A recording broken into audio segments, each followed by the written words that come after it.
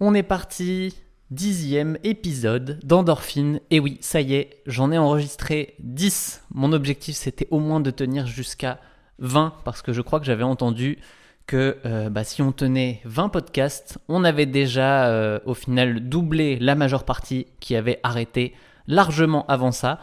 Je vous cache pas que c'est pas aussi simple que ça d'être là toutes les semaines, d'avoir des trucs à dire, de structurer sa pensée, mais c'est aussi pour ça que je le fais. Je trouve le challenge intéressant de réussir à vous amener des choses toutes les semaines, à vous parler de mon expérience, de mes réflexions que je peux avoir pendant mon entraînement. Et j'espère que ça vous intéresse toujours. Dans tous les cas, j'aime vos retours. Encore une fois, continuez de m'en faire. Et cette semaine, j'espère encore une fois vous accompagner pendant vos runs. Je ne sais pas où vous en êtes, mais j'imagine que pour beaucoup d'entre vous, il y a une course de printemps qui se profile. Pour certains, elle a déjà eu lieu. Il y a eu le Semi de Paris il y a 10 jours. Il y a eu le marathon de Barcelone ce week-end. Il y a le marathon de Paris qui est dans 4 semaines. Il y en a plein d'autres au printemps. Donc si vous êtes dans une course et que vous m'écoutez en courant, bon entraînement. Ne lâchez rien. C'est la phase finale. C'est là où tout se joue. Donc soyez bons, suivez votre plan. Et je vous souhaite tout plein de bonnes choses pour ces courses de printemps. De mon côté, j'en suis à 3 semaines de suite autour des 100 km. J'ai une moyenne de 100 km sur ces 3 semaines. On est revenu un petit peu sur ce que je visais sur cette année, ce que j'ai pas pu faire pendant les 2 premiers mois, mais c'est pas très grave. Au final, ça a été un début d'année un peu poussif, un peu progressif. Mais là, sur les dernières semaines, je trouve que la forme commence à me plaire. Et je commence à me faire un peu plus plaisir sur mes séances d'entraînement. Pas toutes, vous allez voir. Il y en a une que je vais vous raconter un peu plus tard dans ce podcast qui s'est mal, voire très très mal passée. Mais dans tous les cas, au global, ma forme est bonne. Elle me permet de m'amuser en courant. Et j'ai un 10 km dans une semaine maintenant. Je ne suis pas prêt pour ce 10 km, clairement.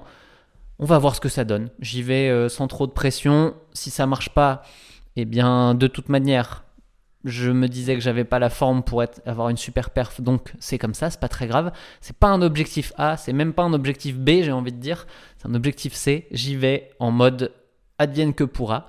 Et parfois, on est surpris dans le bon sens dans ce genre de course. Donc, vous inquiétez pas, je ne suis pas défaitiste. Je ne dépose pas les armes. Si j'ai la moindre opportunité de faire un gros chrono sur ce 10K, je le ferai.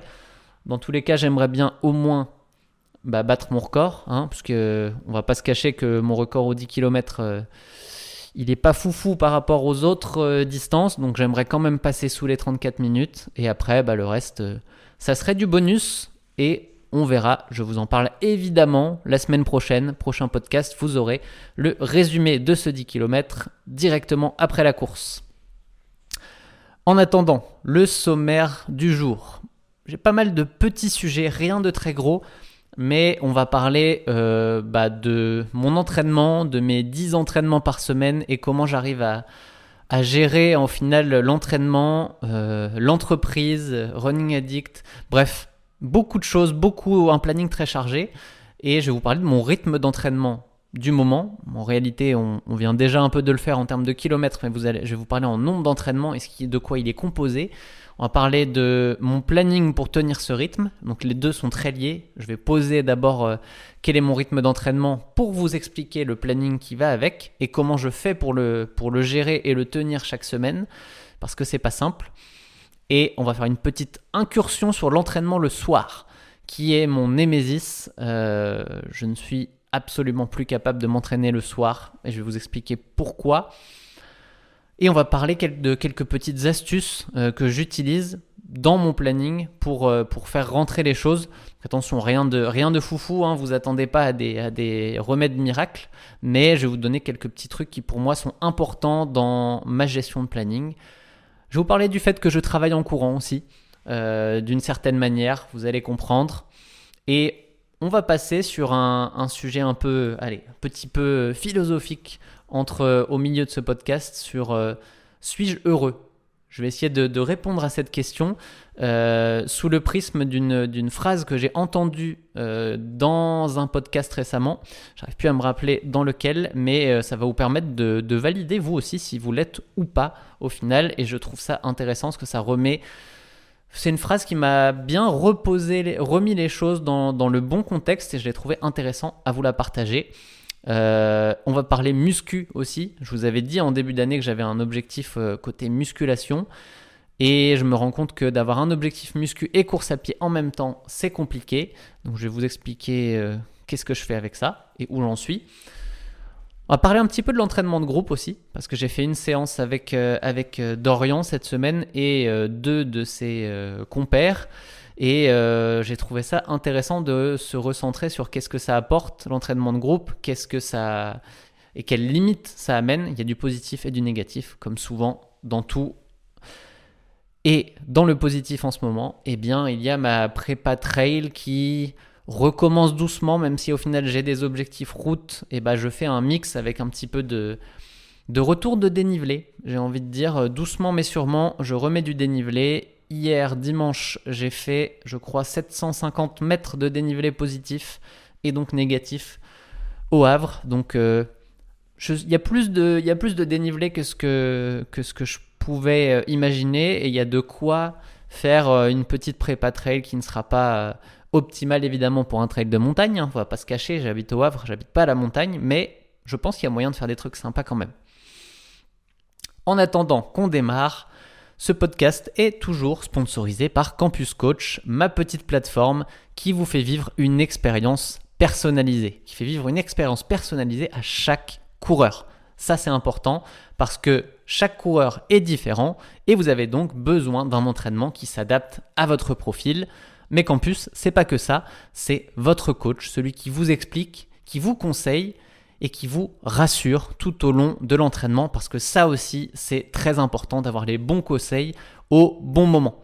Campus, c'est pour tous les niveaux, du débutant au marathonien confirmé. Et si vous voulez l'essayer, eh bien les plans 12 semaines sont gratuits. Et pour ceux qui veulent tester l'entraînement individualisé aux petits oignons, eh bien je vous offre un mois avec le code Running Addict.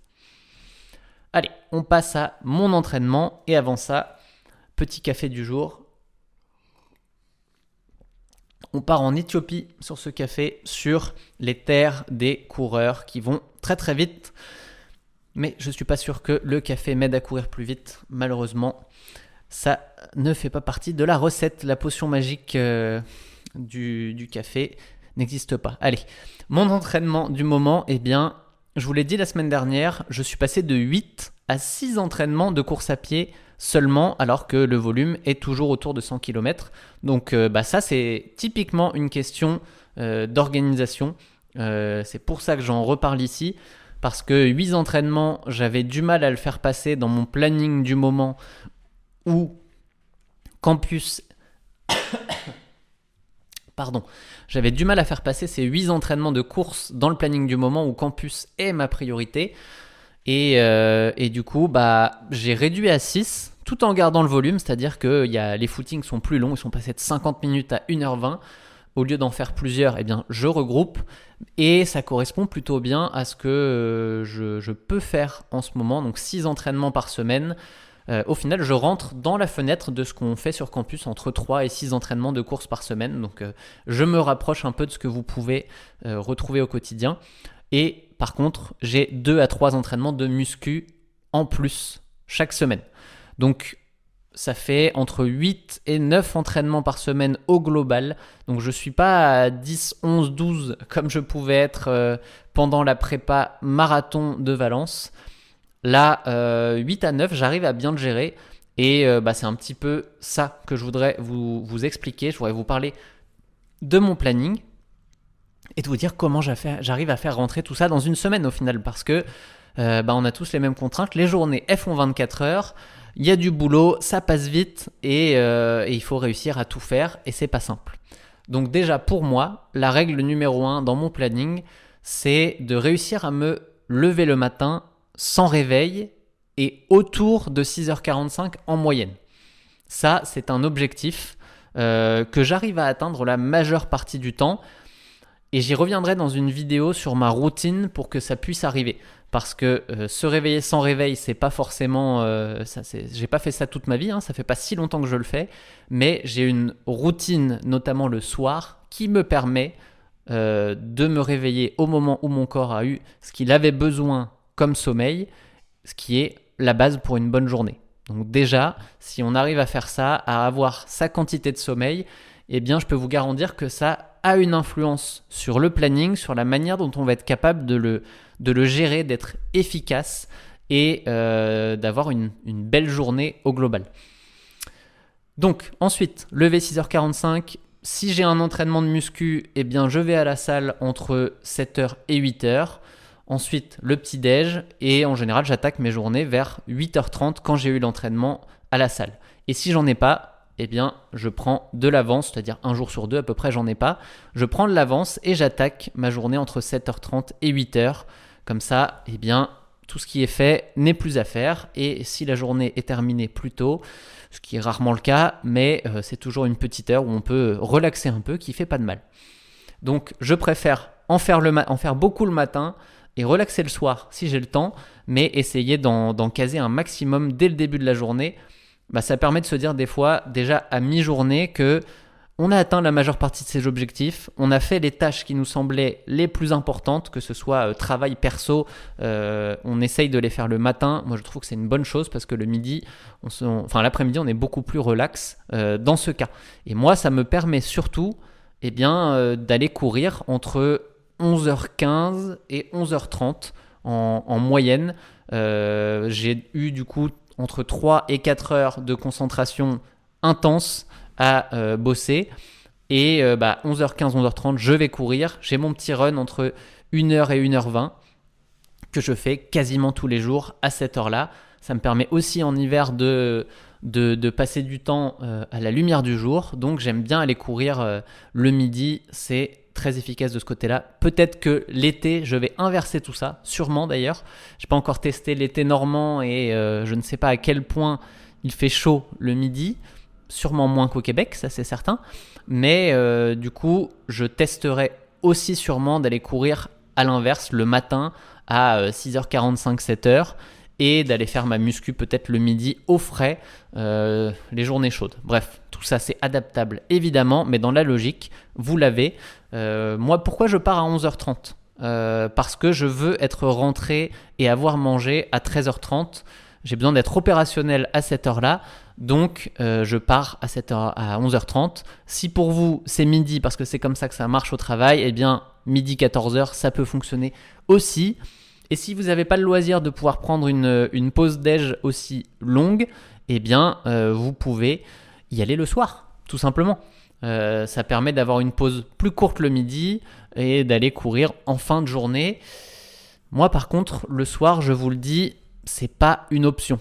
C'est pas que j'ai pas envie, même si on a plus envie le matin. Enfin, moi j'ai plus envie le matin ou le midi parce que je suis du matin. Mais le soir, ce n'est plus une option depuis quelques années.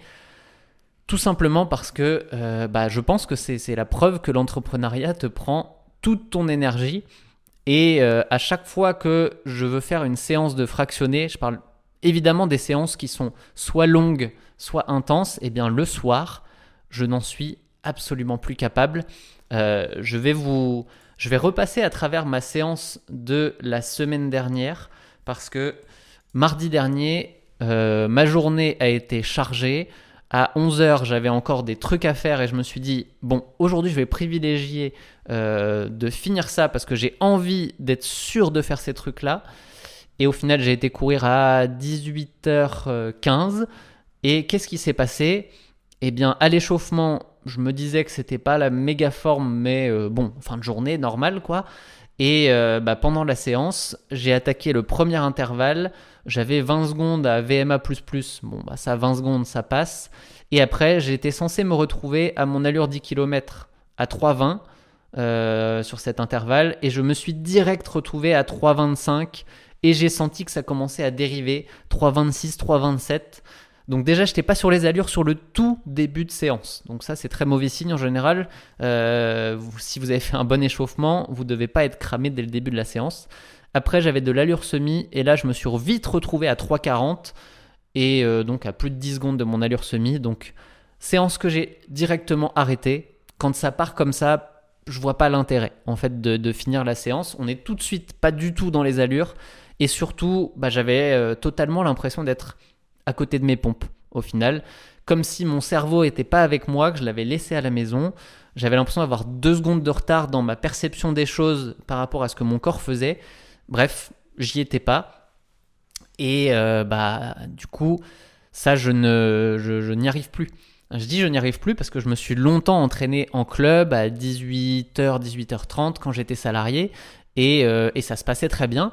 Mais aujourd'hui, à part des footings de 30 minutes, le soir, je suis vraiment pas capable de faire quoi que ce soit. Donc je l'ai intégré et je m'adapte. Je vais finir mes journées potentiellement un peu plus tard en termes de boulot, 6h30, 7h, mais je me laisse mon temps le midi vers 11h. Je me laisse 2 heures pour pouvoir m'entraîner à ce moment-là parce que c'est quand même important pour moi et je veux trouver l'équilibre. Donc j'espère que vous pouvez l'avoir aussi, cet équilibre. Si ce n'est pas le cas, je vous donne quand même quelques astuces que moi j'utilise qui peuvent vous aider ou pas, si ça ne fonctionne pas pour vous. Mais moi, la première que j'utilise, c'est de mettre mes entraînements dans mon agenda pro, en fait. Donc, personne ne peut me planifier quelque chose entre 11h et 11h30 et 11h et 13h. Je pense que j'ai bloqué ça parce que c'est réservé à mon entraînement. C'est une réunion avec moi-même. Personne ne peut me bloquer un truc à cette heure-là. Il faut vraiment qu'il y ait un truc hyper important pour que je décide que je fasse sauter l'entraînement à cette heure-là. Tout simplement. Donc, le fait de le placer dans l'agenda, ce que ça fait, c'est que ça permet de s'organiser autour aussi. Quand on voit ça dans son agenda pro, on réfléchit à sa journée un peu différemment et ça permet d'être plus flexible là-dessus. Une autre petite astuce que j'ai qui permet de respecter mon planning d'entraînement sur la semaine, c'est de ne pas mettre ma journée easy, ma journée facile le lundi. Parce que quand on fait ça, on a utilisé son joker entre guillemets dès le premier jour de la semaine. Alors que là, on fait, je vais faire 1h20 aujourd'hui, donc j'ai un bon footing. Et mon joker, il est plus tard dans la semaine, mercredi, jeudi, avec une journée beaucoup plus facile. Et du coup, de l'avoir plus tard dans la semaine, ça permet parfois d'échanger des jours si on a besoin, si on a une grosse journée, si on est en déplacement, si on sait qu'on va pas pouvoir, on a cette journée un peu joker, cette journée plus orientée récup. Et si vous vous entraînez 3, 4, 5 fois par semaine, vous avez plusieurs jokers. Donc jouez avec ça, adaptez votre planning. La seule règle qui est importante, c'est de laisser suffisamment de récup entre les sorties longues et les fractionnés. Et entre les fractionnés eux-mêmes. Il faut à minima 48 heures entre 2 fractionnés ou entre un fractionné et une sortie longue et à l'inverse.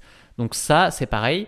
Si vous mettez vos fractionnés mardi, jeudi, donc admettons que vous avez la sortie longue le dimanche, fractionné mardi, fractionné jeudi, là aussi vous avez gagné un joker parce que si le mardi vous ne pouvez pas, c'est pas grave, vous faites le fractionné le mercredi. Et vous allez pouvoir décaler l'autre au vendredi et vous aurez toujours vos 48 heures de récup avant la prochaine sortie longue. Donc essayez de jouer un petit peu avec ça si vous en avez besoin pour faire rentrer tous les entraînements dans votre semaine sans pour autant devoir dire non à d'autres choses qui sont potentiellement importantes au niveau pro, au niveau perso. Une de mes astuces, j'en reparle, c'est ce que je vous disais au tout début, me coucher tôt. Donc en fait quand je vous disais que je me réveille à 6h45 tous les jours sans réveil, tout simplement c'est parce que j'ai une routine de sommeil où je me couche relativement tôt, en tout cas pas trop tard, et même si je sais que personne n'aime cette astuce, se coucher tôt pour moi c'est la clé d'une journée efficace le lendemain au niveau sportif, au niveau pro, au niveau perso, sur tous les aspects. Après, vous pouvez aussi décaler ça. Quand je dis se coucher tôt, ça dépend de son rythme. Quelqu'un qui n'est pas du matin, qui va plutôt se lever à 8h30, il va se coucher moins tôt que moi aussi, évidemment. C'est à adapter à votre propre rythme. Certains sont du matin, certains sont du soir. C'est comme ça. Et si on peut, dans la vie, c'est bien de pouvoir adapter tout ça. Malheureusement, c'est pas possible dans plein de cas, mais j'espère qu'un jour, tout ça pourra évoluer pour que on puisse un peu plus coller à nos besoins fondamentaux, nos besoins physiologiques, et que chacun puisse s'adapter à ça dans sa vie. Je sais, je suis un idéaliste, mais je pense qu'on va y tendre dans le futur, parce que la santé, on commence à comprendre qu'est-ce qui est vraiment important pour la santé. Le sommeil est une priorité, autant pour la santé que pour l'entraînement, et je pense qu'il faut qu'on remette ça au cœur de nos vies. Voilà, j'ai dérivé un petit peu. Et oui, autre astuce, il faut faire des choix. Parce qu'on ne peut pas tout faire. On ne peut pas avoir des priorités partout. Et on ne peut pas être à 100% sur le boulot et à 100% sur le sport et à 100% avec sa famille. Il faut équilibrer un peu tout ça en fonction des périodes, des objectifs. Je priorise pas de la même manière si je suis 1 ou 2 mois avant un marathon, ou là au mois de mars où j'ai pas de méga objectif et où je suis beaucoup plus flexible, je fais beaucoup plus de concessions sur l'entraînement si j'en ai besoin. La preuve, mardi, je suis allé courir à 18h, je me doutais que ça fonctionnerait pas, c'est pas grave, c'est comme ça. Et comme je le répète souvent, la course ne doit pas être une priorité pour vous dans beaucoup de cas. Quand je dis ça, ça veut dire que c'est un loisir et qu'il y a plein de choses qui peuvent être plus importantes dans la vie. Donc, ne vous trompez pas quand vous pensez à votre entraînement. Si vous n'avez pas eu le temps d'en faire un jour, que vous n'avez pas été bon parce que vous étiez fatigué, ne vous flagellez pas, parce que c'est un loisir et si ça ne fonctionne pas, il faut réfléchir à ses priorités. Soit vous donnez un peu plus de place à l'entraînement, mais dans la majeure partie des cas, c'est plutôt l'inverse, c'est de se dire attends, ça fonctionne pas, je diminue un petit peu mes attentes vis-à-vis de la course à pied pour pouvoir avoir un meilleur équilibre de vie et qu'au global ça fonctionne, parce que la priorité, elle n'est pas forcément là, mais je vous dirais quand même qu'il y a une priorité sur laquelle j'aimerais que ça soit indéboulonnable, c'est que vous couriez 3 fois par semaine à minima toutes les semaines. Ça, je pense que c'est un enjeu de santé à long terme et qu'on ne devrait pas y déroger. Ça devrait être je fais mon sport 3 fois par semaine, quelle que soit la période, quel que soit ce que j'ai à côté. Ça devrait être aussi important que de se brosser les dents. Ça devient ma nouvelle phrase 2024. Le jour où on comprend qu'en fait l'activité physique, se bouger, c'est aussi important que des gestes comme ça du quotidien qu'on a intégrés depuis toujours, eh bien on aura gagné, je pense, que prévenir vaut mieux que guérir. Et je pense que la course à pied, le sport en général, est une des meilleures méthodes de prévention des problèmes. Donc vous m'entendrez encore parler de ça cette année. Je pense qu'il faut qu'on véhicule ce message, il faut qu'on soit tous là pour véhiculer ce message et que ça se propage petit à petit. Je vois de plus en plus de personnes courir, j'ai l'impression que la course à pied devient de plus en plus populaire et c'est très cool, mais on a encore du travail à faire parce que il faut que tout le monde fasse du sport à 100%. Voilà. Petite gorgée de café. Et du coup, je regarde mes notes. Oui, prioriser. Eh bien, pour moi, Campus est ma priorité. Running Addict est aussi ma priorité. C'est les deux, en fait, ça va ensemble, le pro. Et donc, j'accepte de louper certaines séances parfois, d'en faire d'autres dans des conditions pas optimales et de me dire, c'est pas grave. C'est pas agréable, je vous le dis. Ma séance de mardi, j'étais vraiment... Sur le moment, j'étais pas content, j'étais déçu. Et après, j'ai remis ça dans le contexte de ma journée. Et je me suis dit, mais t'as fait tout ce que tu voulais faire dans ta journée de travail. T'as été super efficace. Ça a bien marché. Ça va dans le bon sens. Campus avance exactement comme tu le voudrais. Running Addict aussi, ça se rééquilibre. Et on peut pas tout avoir dans la vie. Donc, l'entraînement s'est mal passé. C'est comme ça. On va essayer d'avoir le meilleur équilibre le plus souvent possible. Mais il y aura forcément des moments où cet équilibre il va être rompu et où on va pas le trouver. C'est le principe, en fait, trouver un équilibre, c'est très compliqué. Et voilà, il faut accepter ça et continuer d'avancer, faire sa sortie, faire son volume. Et au global, on va retomber sur ses pattes. C'est ça qu'il faut retenir. Du coup, Je le disais, 10 entraînements par semaine, ou 8 pour moi en ce moment, dans tous les cas, c'est loin de votre réalité. Et 3 à 6 fois par semaine, c'est très bien. Je veux revenir là-dessus parce que je trouve que récemment, ou dans les dernières années, on parle peut-être un peu trop de volume d'entraînement comme un facteur primordial. Alors qu'en fait, pour moi, le volume d'entraînement, c'est un facteur qui est primordial quand on a maximisé son profil. Comme moi, par exemple, pour atteindre le 2h30 au marathon, j'ai aucune chance de le faire si je cours 60 ou 80 km par semaine. Ça fait 20 ans que je cours, ça fait 20 ans que j'optimise les choses, et ce 2h30, si je veux aller le chercher, il faut que j'en fasse plus. Mais ce n'est pas le cas pour la majeure partie d'entre vous. Vous avez une chance, c'est que vous ne courez pas depuis aussi longtemps, vous n'avez pas encore maximisé votre potentiel, et du coup, courir beaucoup, courir plus, c'est une reco qu'on entend de certains coachs.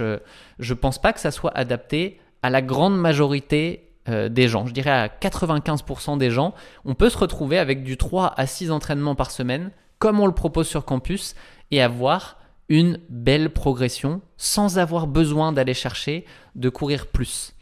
Et je peux vous en donner des milliers d'exemples. On en a toutes les semaines sur le campus. Donc avant, c'était une croyance, une pensée. Aujourd'hui, ce sont des faits. On a des milliers de coureurs qui progressent beaucoup avec ce 3 à 6 entraînements par semaine.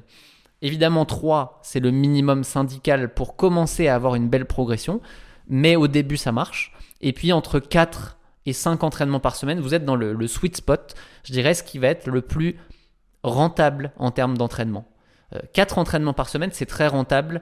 5 aussi. Après, au-delà, oui, on va progresser plus, mais on va diminuer petit à petit l'effet d'un entraînement, enfin le gain qu'un entraînement va apporter. Alors que 4 à 5, quand on est dans cette zone-là, honnêtement, c'est là où on voit les meilleurs résultats avec le moins d'investissement, entre guillemets.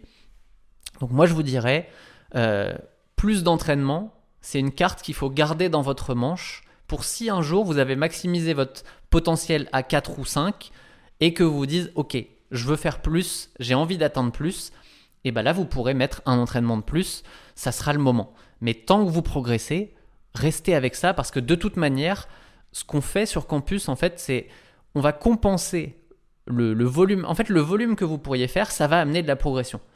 Il y a un autre facteur qui peut amener de la progression, c'est l'intensité. Et quand on fait le bon mix, qu'on cumule la bonne intensité avec un volume correct, eh bien en fait, on va avoir des bons résultats. Donc c'est un peu comme une recette de cuisine. Il faut mettre la bonne quantité d'intensité pour la personne qu'on a en face de nous, pour ne pas la blesser et en même temps lui permettre d'avoir des beaux progrès. Mais ça, c'est notre travail sur campus. Et je pense que là, on a atteint un bel équilibre où en fait, on arrive à trouver la bonne dose d'intensité et de volume pour chaque profil pour vous permettre d'optimiser votre potentiel. Donc là, on parle vraiment d'optimisation du meilleur rapport coût-bénéfice en fait. Combien l'entraînement vous coûte en termes de temps et combien il vous rapporte. Nous, ce qu'on essaye de faire, c'est ça. C'est de maximiser le bénéfice que vous allez avoir dans l'entraînement avec le moins d'investissement possible, entre guillemets, parce qu'on sait que vous avez plein d'autres choses dans votre vie et que vous ne pouvez pas forcément faire plus. J'ai dérivé un petit peu. C'était pas le sujet campus à la base, mais je pense que c'était intéressant de vous expliquer un petit peu la logique qu'il y a derrière et que on vise vraiment d'optimiser cette partie. Ceux qui voudraient en faire plus, d'avoir un petit peu plus de volume, peuvent rajouter un footing. C'est toujours une option qu'on peut faire. De toute manière, comment on augmente le volume d'entraînement, c'est pas en rajoutant l'intensité, c'est toujours en rajoutant des petits footings lents par-ci par-là au fur et à mesure. Donc vous avez la méthode si vous voulez faire plus de volume sur campus, c'est pas compliqué, c'est en rajoutant du footing. Mais je ne vous le recommande pas forcément, à part si vous avez maximisé votre potentiel avec l'entraînement qu'on vous propose aujourd'hui. Parlons un petit peu muscu. Et mon objectif de muscu que je vous avais évoqué en début d'année, donc de faire un SBD, squat, bench, donc bench égale développé couché, et deadlift, le soulevé de terre. C'est 3 exercices différents, mais que je trouve très intéressants à maîtriser. Et je m'étais mis l'objectif en allant voir Nassim. J'ai tourné une vidéo que je ne vous ai pas publiée parce que j'ai décidé que vous verrez l'ensemble de cette quête avec le début, le milieu, la fin en une seule vidéo qu'on publiera sûrement au mois de juin quand j'aurai terminé tout ça. Eh bien, c'est difficile. Je trouve ça difficile parce que je me suis mis un objectif en muscu, mais je n'ai pas envie de gâcher, entre guillemets, mes objectifs en course à pied. Et comme souvent, eh bien, si on a trop d'objectifs à la fois, eh bien, on est moyen dans tous. Et bah là, je suis à la croisée des chemins et je suis en train de me dire quel choix je fais. Parce que le stress, c'est du stress. On ne peut pas tout cumuler et sinon, on ne va pas avoir de résultats. Donc, j'ai décidé de garder la course évidemment en numéro 1 parce que c'est indispensable. Pour moi, le 2h30 au marathon, il reste au-dessus de ce projet muscu. Et donc, j'ai redescendu un cran dans mes espérances sur cette partie. Et notamment, en fait, dans mes séances, je suis hyper focus en particulier sur les exercices purement course à pied. Et notamment, mes 2 exercices favoris. Très drôle d'ailleurs ces 2 exercices favoris car ce sont les mêmes que Emric, aka M. Tonkiné, avec qui j'ai tourné une vidéo la semaine dernière, que vous allez avoir bientôt d'ailleurs. Il m'a donné les mêmes. Donc très bien, on est aligné là-dessus. Et le premier, c'est les fentes bulgares. Vous savez, cette fente où vous avez le pied posé en arrière sur votre canapé ou sur quoi que ce soit pour le surélever et vous allez faire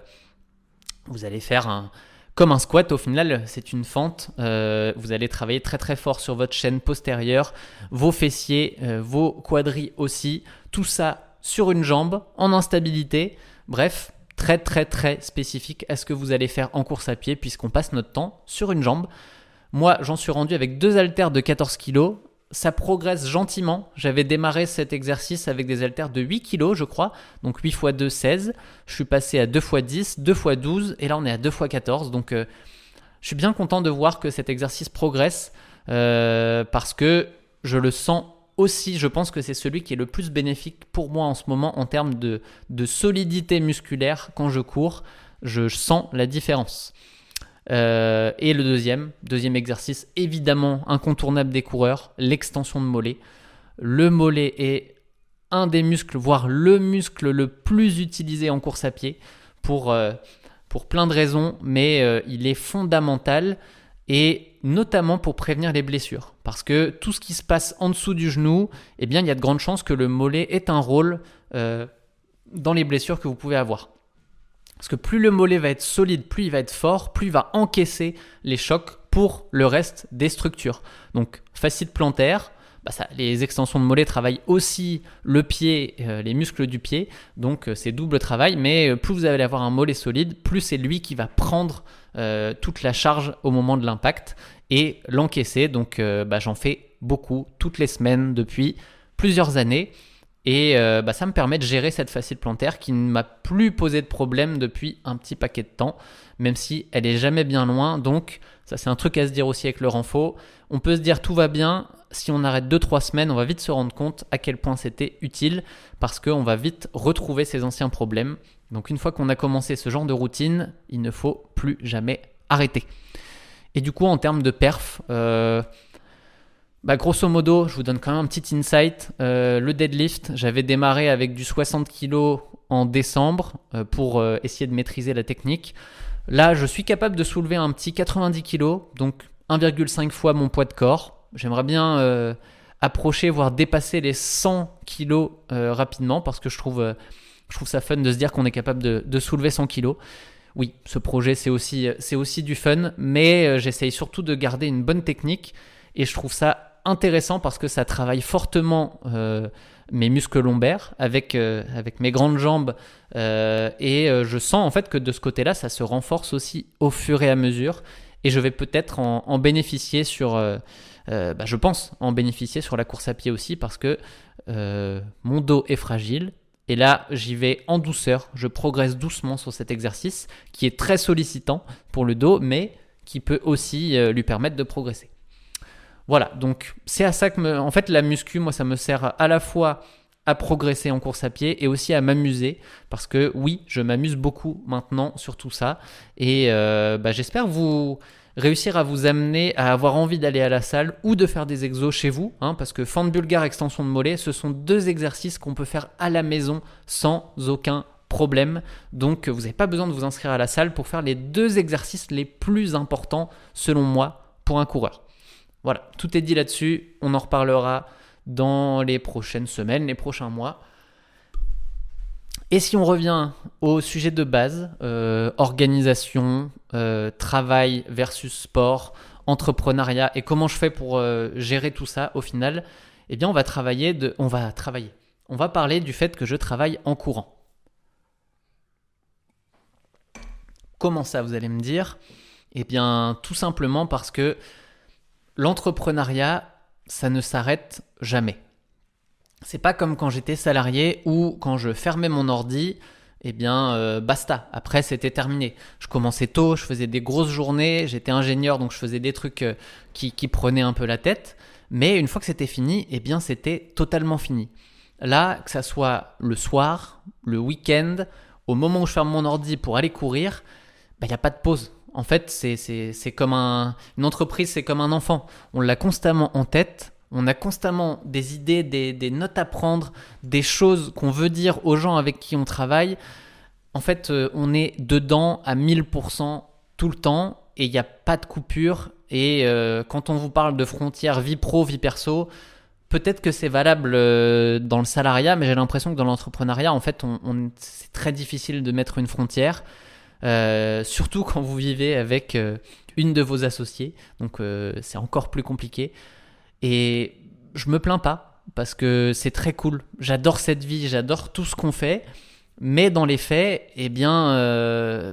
forcément ça rend difficile un petit peu le fait de se reposer mentalement, et c'est comme quand je disais que le soir aller courir, j'y arrivais pas, et bien là au final, même si j'y vais le matin ou le midi, j'ai l'impression de travailler en courant. Ce qui est un avantage et un inconvénient. Un avantage parce que c'est souvent en courant que je vais récupérer mes meilleures idées. Donc même si j'écoute rien, si je suis juste avec moi-même, mon cerveau va faire des associations d'idées et je vais revenir avec 2-3 sujets que je vais avoir envie de creuser. Donc très cool parce que ça me fait avancer dans le boulot et en même temps pas très cool parce que ça ne m'a pas reposé spécialement. Petite entorse à ça, le trail. Les sorties trail ou route avec dénivelé comme je fais en ce moment, ça, je trouve que ça me permet de ne penser à rien d'autre. Car mon cerveau, il est occupé à savoir ce qu'il doit faire, où il va mettre le pied, à gérer son intensité qui est différente toutes les secondes en fonction du dénivelé qu'on a. Et je pense que c'est une des raisons qui va faire que dans les prochaines années, je vais faire plus de trail parce que ça me permet vraiment de couper et la course sur route, le fractionné le permet parce qu'évidemment quand on est en fractionné on n'a pas le temps de penser à autre chose, mais en footing sur le plat, on va dire que il se passe pas grand chose, c'est mécanique, c'est robotique et du coup on a le temps de penser à plein de trucs, alors qu'en trail je trouve que c'est différent sur cet aspect là et ça m'intéresse beaucoup. Par contre, ne m'attendez pas sur des trails de montagne, je suis en train de me rendre compte en faisant mes petites séances de dénivelé au Havre que ce qui m'intéresse le plus, en fait, c'est quand je peux courir. Donc au final, je vais voir ce que ça donne à la Maxi Race à Annecy cette année, mais les descentes techniques, je pourrais m'y améliorer, mais en soi, j'ai l'impression que ça ne m'intéresse pas. J'ai l'impression que moi, ce qui m'intéresse, c'est de courir, d'aller vite dans les descentes, de gérer les montées. Et en fait, ce qui m'intéresse, c'est du trail roulant, moyennement technique. Je pense que je m'épanouirai beaucoup plus là-dessus. Donc, je sais que les purs trailers diraient « Ah ouais, mais ça, c'est de la merde ». Mais comme d'habitude, ne jugez pas les autres. Je pense que chacun doit trouver midi à sa porte, entre guillemets, et qu'il faut qu'on aille trouver notre plaisir dans ce qui nous fait vraiment plaisir, justement, et aller vers ça, et pas faire des trucs juste parce que tout le monde dit qu'il faut faire ça. Donc, je sais pas si ça existe, d'ailleurs. N'hésitez pas à me dire si des trails vraiment roulants qui permettent de bien courir tout le long, mais qui ont quand même du dénivelé. Je veux pas des trucs tout plats non plus. Je sais pas si ce profil de trail existe. En tout cas, ça m'intéresse d'en trouver s'il y en a. Voilà, j'ai totalement divagué. C'était pas le but de cette partie, mais je pense que ça intéressera quand même certains. Je suis sûr que je suis pas le seul à me dire ça. Et voilà, on y reviendra. En attendant, petit sujet très rapide. Encore une fois, suis-je heureux ? Je pense que vous êtes rendu compte dans ce que j'ai pu dire jusque-là que malgré l'intensité de ma vie et de tout ce qu'il y a dedans et de la difficulté que je vous annonçais juste avant de couper, de réussir à couper, eh bien, j'ai pas l'impression d'être malheureux. Et vous allez voir que ne pas avoir l'impression d'être malheureux, c'est la base pour savoir si on est heureux. Je reprends une phrase qui vient d'un livre que j'ai écouté dans un podcast. Je crois que c'est le podcast de Théo Lyon, mais je ne suis pas sûr. Qui dit, et en plus peut-être que je me trompe sur la phrase, mais c'est pas grave. Moi, ce que je veux, c'est vous partager les idées. Désolé si les citations sont pas bonnes. C'est le concept qu'on garde. Et cette phrase, elle dit: tu sais quand tu es malheureux. Non, je recommence. C'est pas ça. Il manque une virgule dans ma phrase. Tu sais quand tu es malheureux, donc si tu n'es pas malheureux, c'est que tu es heureux. Donc oui, la vie est dure, elle est très occupée, je suis souvent cramé, mais au global, je kiffe ce que je fais et je kiffe surtout pourquoi je le fais. Quand je vois vos commentaires, que je vous vois en vrai, que je vois vos résultats, eh bien je sais pourquoi je passe des heures tous les jours à essayer de développer Campus, à construire une équipe, à faire tout ce qu'il y a autour qui est compliqué, mais je sais pourquoi je le fais. Et de toute manière, même sans ça, même sans se dire est-ce que je suis heureux avec ça, eh bien est-ce que je suis malheureux à faire toutes ces tâches et à être au taquet tous les jours ? Bah non, clairement pas. Je suis clairement pas malheureux là-dedans. Donc si je suis pas malheureux, c'est que je suis heureux. Point. Et j'aime cette définition qui est un peu binaire. Soit t'es malheureux, soit t'es heureux. Parce qu'en fait, le bonheur, souvent on essaye de le définir. Et en fait, c'est une quête où il y a toujours un truc qu'on peut avoir en plus, qu'on peut améliorer. Il y a toujours un truc qui va pas dans la vie en général. Donc en fait, on va pouvoir se dire, oui, mais je suis pas heureux parce que ça. Et je trouve que c'est voir le verre à moitié vide. Alors qu'en fait, si on voit le verre à moitié plein et de se dire, au global, ça va, je suis heureux, point. Eh bien en fait, on va beaucoup mieux. Il faut aussi se satisfaire des petites choses simples de la vie. Ma petite sortie de trail hier, j'ai trouvé très cool. Elle m'a fait du bien, elle m'a fait plaisir. Et ça suffit. Hier, on était, allez, je vous partage du perso. On a eu un beau petit coucher de soleil sur la plage du Havre. Les marées sont très basses en ce moment. On a pu aller se promener quasiment à l'entrée du port. J'avais jamais fait ça. C'était très cool et ça me suffit. J'ai pas besoin de plus. Donc, il faut se satisfaire de petites choses et ça rend plus facilement heureux aussi. Voilà pour la partie philosophique. Maintenant, je reviens à de la course et à l'entraînement en groupe. Parce que cette semaine, j'ai été courir. J'ai eu des séances différentes de d'habitude cette semaine. J'ai eu celle qui s'est pas bien passée et j'ai eu celle où j'ai été courir avec Dorian à Caen. Lui, il est en pleine prépa marathon. À un mois de son marathon, il avait un 15 x 1000 ultra dur. Séance qu'on en rigolait avant, mais qui semblait vraiment très compliquée. Au final, j'y suis allé pour lui apporter ce petit boost, cette petite motivation et l'accompagnement qui peut aider à finir les séances les plus dures. Voilà. Et du coup, c'est ça l'effet positif de l'entraînement en groupe. Je m'en suis rendu compte, j'en fais pas souvent en ce moment parce que justement avec mes horaires, à 11h, 11h30, il n'y a pas grand monde pour aller courir avec moi. On peut pas tout avoir dans la vie, c'est pas très grave. Mais une petite séance comme ça de temps en temps, je trouve que ça fait vraiment du bien. Parce que ça rend la séance plus facile, on est occupé, on est distrait par le fait qu'on n'est pas seul, on n'est pas 100% concentré sur son effort, parce qu'on partage la difficulté, on en discute avant, pendant ce qui motive, et ce qui nous automotive les uns les autres, et ça permet de fortement minimiser les envies d'abandon ou de ralentir. Bref, ces petites pensées noires que notre cerveau nous amène facilement quand on est tout seul et qu'on n'a rien d'autre à penser que sa séance. Donc au global, je trouve qu'on fait ça avec moins de difficultés. Par contre, il faut faire attention de s'entraîner à son niveau. Parce que là, Dorian, il nous faisait un petit 15 x 1000 à 3,05. Je n'ai aucunement le niveau pour faire cette séance, donc j'ai adapté la mienne. J'ai fait un 15 x 400 à 3,05. Donc, avec Tristan, quand je lui ai dit que j'allais pouvoir courir avec Dorian, on a essayé de trouver une séance qui allait fonctionner pour moi. Donc 15 x 400 mètres à 3,05, donc en dessous de la VMA, pas très très loin, mais quand même en dessous. 15 x 400, récup 1 minute, ça fait une belle séance pour moi, surtout que j'ai fait peu de vitesse ces derniers temps. Ces dernières années même, on pourrait dire. Donc le 3,05, c'est pas une allure qui est simple à tenir pour moi. Et pourtant, dans ce contexte-là, le 15 x 400, il est très bien passé. J'ai même pincé certaines récup. Ça, c'est le risque, encore une fois, d'être en groupe. C'est que pour réussir à accrocher des morceaux de 1000 avec Dorian et le tirer, il y a des moments où j'ai fait des mauvais calculs et je me suis retrouvé à devoir partir après 40 secondes au lieu d'1 minute. Forcément, on met un petit peu en péril sa séance si on n'a pas la forme pour. Moi, j'avais l'impression que ça allait, donc je me suis dit, bon allez, on y va. Plutôt que de louper le train, je monte dedans après 40 secondes de récup. C'est arrivé 3-4 fois pendant la séance et ça ne m'a pas empêché de terminer.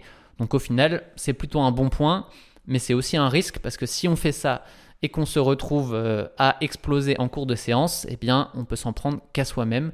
Donc l'effet de groupe, c'est très positif pour la performance, mais ça peut aussi être négatif si on ne respecte pas son plan et qu'on s'entraîne avec quelqu'un qui est plus rapide que soi, ou qu'on est dans une mauvaise journée et qu'on veut absolument s'accrocher aux autres. Des fois, ça peut être délétère. Donc, il y a du positif, il y a du négatif. C'est toujours le cas de toute façon. Il n'y a rien qui a uniquement du positif. Donc, j'espère en faire quand même un peu plus souvent, une fois de temps en temps, des séances comme ça, parce que ça m'a fait plaisir. Et pour finir, retour sur cette petite prépa trail, parce que je dis prépa trail, même si je suis en cours de prépa route, c'est un mix, mais je fais la Maxi Race qui est donc le dernier week-end de mai ou le 1er de juin. Là. Enfin bref, il est à cheval, je pense, entre les deux. Donc c'est dans pas si longtemps. Là, on est le 11 mars à l'heure où j'enregistre. Donc ça nous laisse mars, avril, mai, à peine 3 mois. Bon, c'est exactement ce que j'ai fait l'an passé pour préparer le marathon du Mont Blanc. Donc pas de surprise, je sais que je peux arriver en forme. J'ai aucun doute là-dessus parce que l'année dernière, je suis arrivé vraiment en bonne forme au marathon du Mont Blanc. Et je sais quoi travailler aussi parce que j'ai l'expérience maintenant de la prépa de l'année dernière. Et je sais que on m'avait dit attention, tu vas galérer musculairement dans les descentes. Et c'est plutôt techniquement que j'ai galéré. Si j'avais pas eu de problème technique, je pense que musculairement ça aurait tenu. Je sens que c'est pour ça que j'ai aussi envie un petit peu d'explorer plus le trail. C'est que mes jambes aiment la variété de dénivelé. Autant sur un marathon, sur le final, je suis dans le dur musculairement parce que le geste est identique pendant 42 km. Donc ça, j'ai du mal. Par contre, le fait de monter, descendre, d'avoir des grandes variétés en termes de technique de foulée, ça permet de se reposer et de récupérer sur certains muscles pendant que d'autres travaillent. Et ça, j'ai l'impression que je peux être très très solide à ça. Donc, j'aime ce côté différent, complémentaire que la prépa trail peut avoir sur la prépa route. Et comme d'habitude, le but, c'est aussi d'avoir du fun dans tout ça. Quand vous choisissez un objectif, regardez pas uniquement le côté performance, qu'est-ce que je peux faire. Si vous avez envie d'aller faire autre chose, de faire du trail qui soit court, qui soit long, si vous avez la capacité de vous entraîner pour et que vous avez la motivation, allez-y, faites-vous plaisir. Et de toute manière, tout ça, on en reparlera dans les prochains épisodes puisque évidemment, je vais aller travailler un peu plus le trail. Et voilà, je vous souhaite une bonne semaine. J'espère que votre footing, votre sortie longue ou de votre fractionné, si vous m'écoutez en fractionné, c'est bien passé. Et on se retrouve la semaine prochaine pour parler de ce 10 km en espérant un petit RP de mon côté. Ciao les amis, bonne semaine.